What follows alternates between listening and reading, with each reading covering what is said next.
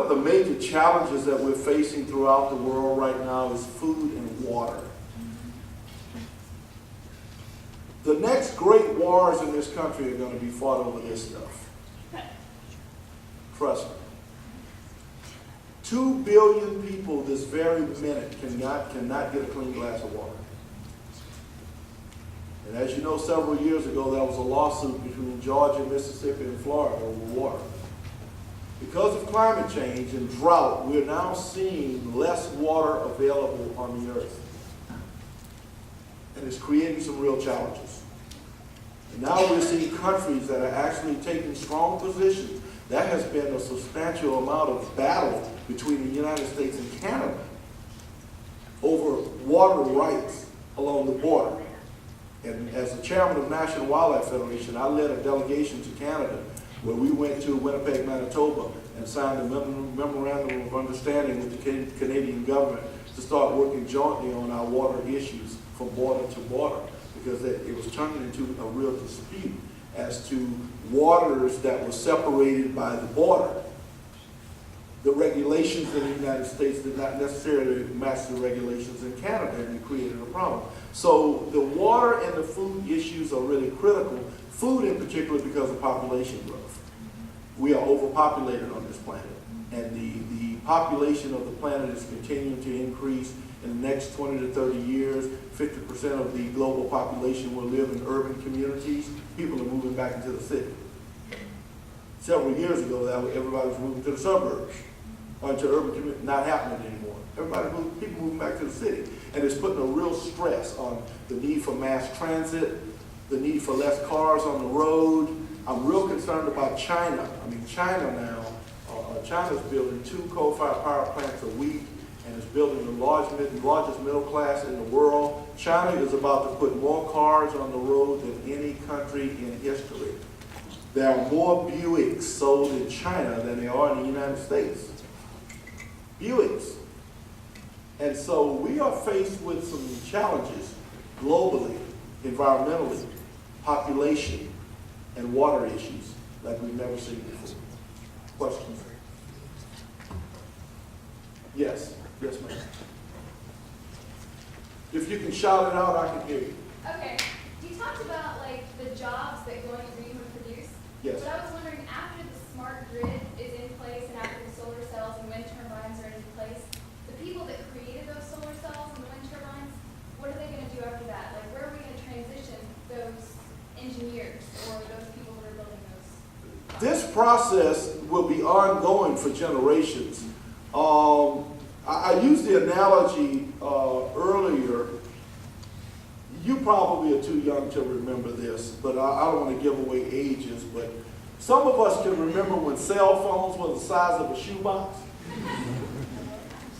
And we carried them under our arms with a strap like a boom box. No, look, they're laughing at us. Those cell phones cost $2,500. And now you can buy a cell phone. Matter of fact, they practically give them away. You can drop them in your pocket. And now there are industries that have spurred from cell phones. Who would have ever imagined that there would be an industry called dial tones that makes hundreds of millions of dollars? And the research and developers that developed the cell phone when it was the size of a shoebox, just because we moved to a smaller phone didn't put them out of work. Those were the researchers that helped advance the product to another level, to make it more marketable, more efficient, and we continue. We'll probably start seeing cell phones in the future that are much, much, much, much smaller than this, and more efficient and cheaper as we invest in research and development. The whole green development idea is an evolutionary process.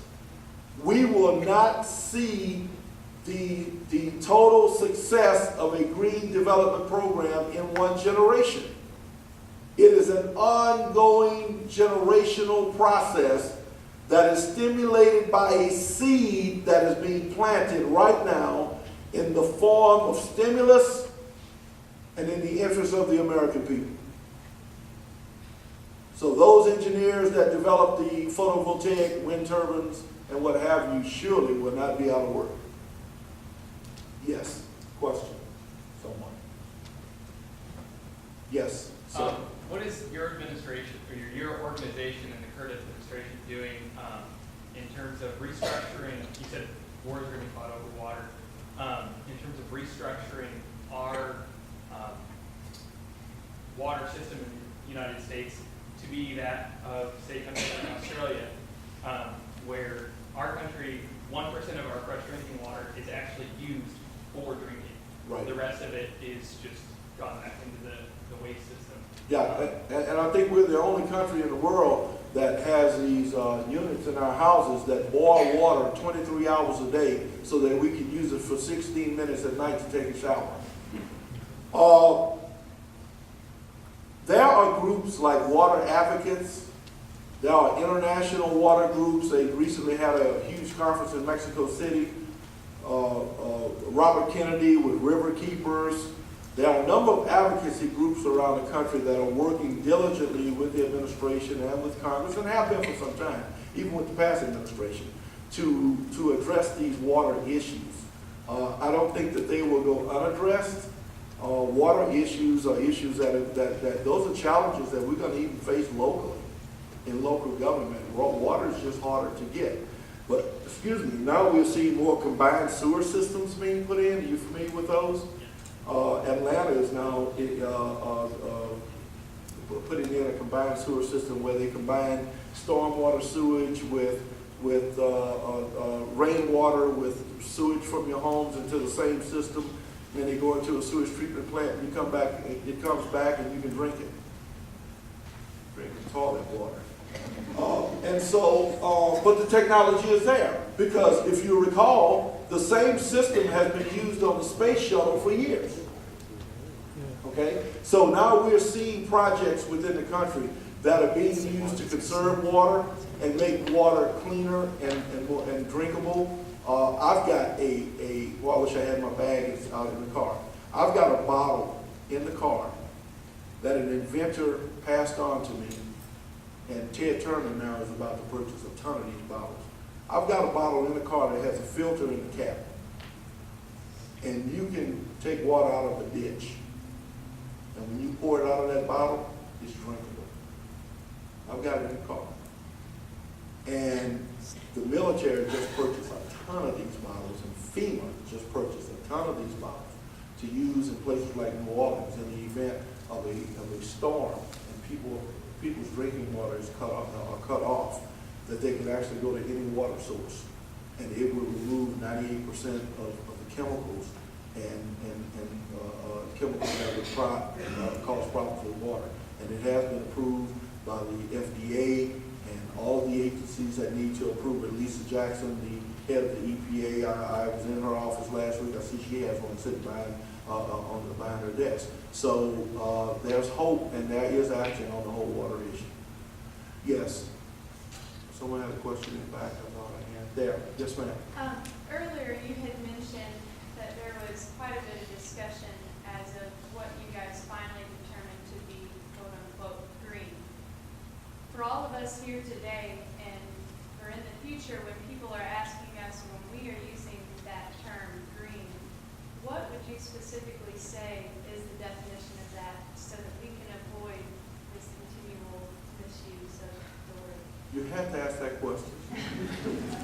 I testified in Congress 2 weeks ago before the Subcommittee on Labor and Energy, and I shared with some of the students that I was so just outdone, Mayor, because we spent the first hour and 45 minutes arguing over what was green. In a conference where we were trying to determine how to stimulate the American economy with green jobs, and what are green jobs? And green jobs in particular was the definition we were looking for.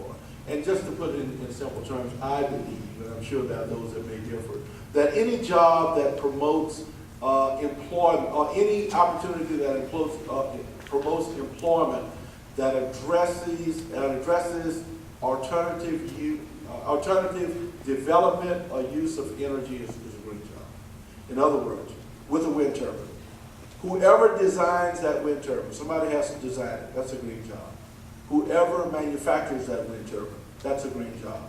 Whoever installs